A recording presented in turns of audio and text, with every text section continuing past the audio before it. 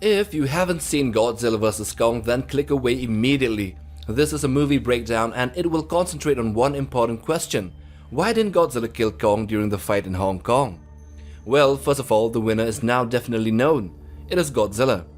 And although Kong was much more cunning and tactical in battle, with the Big G, he was grossly outmatched due to the incredible durability and the deadly atomic breath. But still, Kong managed to secure a win against Mechagodzilla, one which Godzilla lost to. So this battle of these three monsters ended up in Godzilla winning over Kong, Mechagodzilla over Godzilla, and finally Kong over Mechagodzilla. Just like a love triangle. But rewind back a little bit to the rematch between the two titans. It left fans with a big question as to why Godzilla didn't use the atomic breath to finish off Kong, just as he did against the female Muto with the Kiss of Death and Monster Zero at the end. Godzilla usually ends his battle in a magnificent way, with fireworks from his mouth, but here he just roared at him and went away, almost like he just wanted to beat the shit out of Kong and then leave him be. Leave him with the roar that said, "I want you to remember, Kong, in all the years to come, in your most private moments, I want you to remember my hand at your throat. I want you to remember the one titan who beat you." Well, that was actually from Frank Miller's The Dark Knight Returns, in the end fight between Batman and Superman, but it kind of felt appropriate for this scene as well. With that, he went away to pursue the biosignal of Mechagodzilla. To him, it was the main threat and Kong was just on the way, even though he was knocked out earlier in the fight. But it was a different situation in the earlier battle between the two titans in the Tasman Sea, in the ocean battle. On the way to Antarctica, the fleet of ships that were transporting Kong were suddenly alarmed at the appearance of Godzilla and suspected that he was on the way to kill Kong. But it might just be that Godzilla had differed from his normal routes in the Pacific Ocean due to the constant hunt for Ghidorah's biosignals and Apex facilities. During the fight, the military and Kong rumbled with the G-Man. It ended in Godzilla nearly drowning Kong, only to be saved at the final moments with depth charges fired from the ships, meant to distract Godzilla and to disorient him from finishing off Kong. After Kong managed to climb back on top of the ship that carried him, Godzilla came back up to the surface, only to stop when all the ships turned off their powers to signal a surrender to him. Godzilla still had his sights on Kong, and there was a definite look of hate for the giant ape.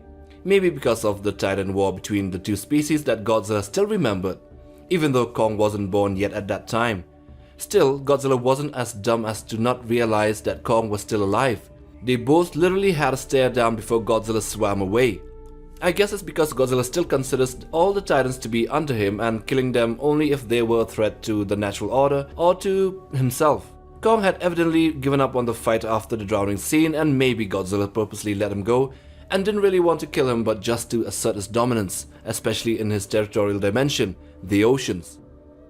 So if you think about it, Godzilla actually spared Kong twice in the movie, once when he let him go in the Tasman Sea and second during the battle in Hong Kong.